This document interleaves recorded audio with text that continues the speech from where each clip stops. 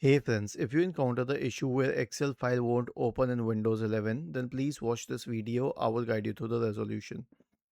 So, here's what you have to do. Press the Windows key and the R key to open the run window. Type excel.ex space forward slash save and hit enter. Now this will open Excel in the safe mode. Click on file, select options, go to add-ins, change this to com add-ins, click on go.